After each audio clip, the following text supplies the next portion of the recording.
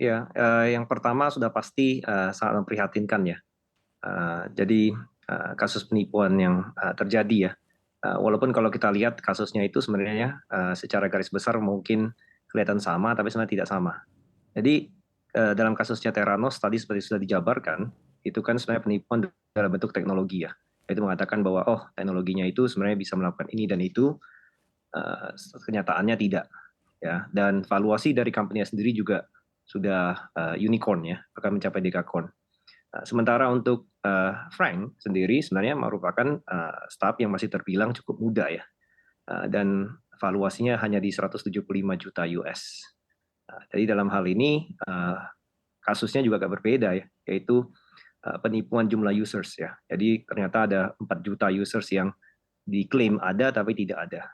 Ya, yang pastinya kalau namanya kasus fraud atau penipuan bisa terjadi di semua industri, jadi nggak hanya di startup. Cuma dalam kasus ini menjadi high profile karena founder-nya itu, terbilang muda, dana dari, kemudian investor-investor kelas kakap dan juga, sering muncul di media. Jadi makanya itu menjadi suatu topik yang, akhirnya sering dibahas ya.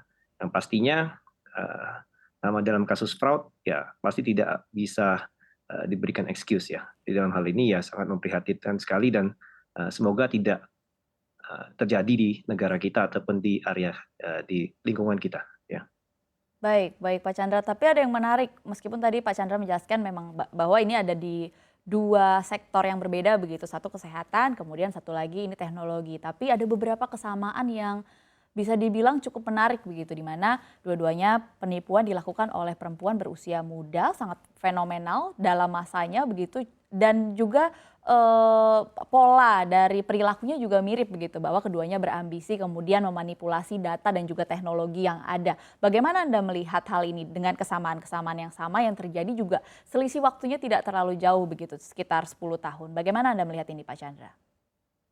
Sebenarnya kalau dilihat di sini gender nggak ada pengaruh ya, jadi kan tadi katakan wanita muda, jadi sebenarnya bukan masalah di wanitanya kan, kalau kita lihat tadi seperti saya jelaskan, dari skala company-nya sendiri tidak sama ya, satu, sudah dekakorn ya, satunya lagi, masih $175 million, US dollars company ya.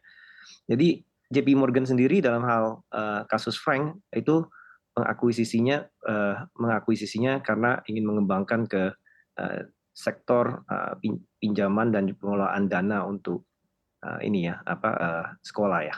Jadi dalam hal ini agak berbeda tujuannya juga dibandingkan dengan, Theranos. Kalau Theranos, dianggap akan sebagai teknologi breakthrough di mana orang hanya perlu mengambil sedikit sekali darah ya, dan kemudian bisa melakukan semua, tes darah dalam lumayan kompleks ya. Nah itu yang agak berbeda tadi saya jelaskan. Nah tapi dalam hal ini, eee, dua-duanya itu, pastinya sangat mengecewakan ya, sangat merugikan investor juga ya, dan, ini yang kita harapkan tidak sampai, terjadi juga ya di negara kita. Baik, Pak Chandra, apakah dari 2 kasus ini bisa dilihat bahwa memang ada sesuatu celah di ekosistem startup di Amerika Serikat yang membuat akhirnya pemimpin atau CEO-nya jadi punya kesempatan untuk melakukan hal-hal yang dilakukan oleh 2 pelaku penipuan ini atau seperti apa Pak Chandra? Iya, jadi, pada waktu masa booming ya, startup ya, terutama di, 2 dan 3 tahun yang lalu ya, itu memang, eee, banyak sekali ya, fund yang beroperasional dan mencari startup-startup yang berpotensial. Nah, dalam hal ini, saya tidak terlibat, jadi tidak tahu ya bagaimana proses dari due diligence dari, investor. Cuman seharusnya rata-rata dari investor yang, sudah lumayan established, biasanya itu bahkan meng-hire third party untuk melakukan audit. Jadinya third party company yang dipakai untuk audit juga biasanya sampai, yang kelasnya itu top 5 ya, accounting firms. Jadinya makanya kalau dilakukan seharusnya, bisa kelihatan ya dengan cepat ya bahwa ada something wrong with the company.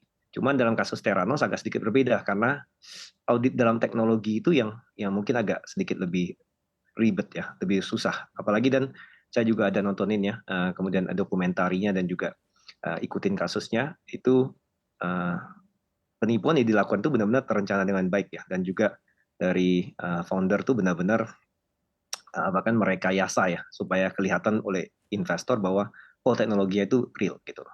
Nah, itulah yang sedikit lebih rumit. Cuman tidak dipungkiri pada waktu masa booming dari startup memang pastinya banyak investor tuh yang sedikit ada kalau kita bilang tuh adalah fear of missing out. Nah, inilah yang saya rasa dimanfaatkan. Nah, terlepas dari kejadian itu yang terjadi pada saat ini dengan adanya kasus-kasus seperti Theranos ataupun Frank, ya ada berita baiknya juga. Sehingga kalau saya perhatikan dari rata-rata investor sekarang sangat berhati-hati ya.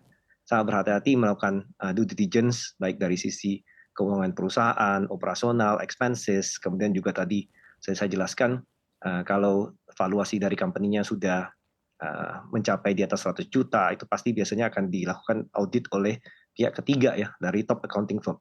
Nah, ini yang saya melihat untuk ke depan itu kejadian ini pembelajaran yang mahal ya, tapi akan membantu untuk ekosistem dan industri investasi di dunia startup.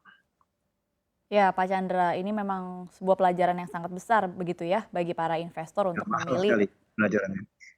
perusahaan-perusahaan yang akan diberikan investasi begitu. Nah, kalau sepengetahuan Anda Pak Chandra, kalau di Indonesia sendiri pernah adakah kasus serupa penipuan dalam bentuk investasi ke sebuah startup atau ke teknologi begitu yang serupa dengan dua kasus yang kita bahas pada pagi hari ini? Kalau penipuan yang misalnya bikin startup ya, kemudian pura-pura bikin startup, kemudian habis itu ternyata dananya tidak dilakukan untuk mengembangkan startupnya sih belum ada ya. Tapi kalau misalnya dalam kasus yang skala kecil-kecil ya, di pre-series ataupun juga di seed level ya, sudah sih, sudah ada beberapa saya juga dengar kasusnya yang di mana dijalankan tidak jalan dengan baik, kemudian juga expenses-nya ya tidak terkontrol dan baik dan kemudian akhirnya perusahaannya gulung tikar. Jadi itu sudah ada. Ya, cuman dalam skala yang besar seperti dalam kasusnya Theranos ataupun juga dalam kasusnya Frank sih belum ya. Dan semoga jangan sampai ada ini.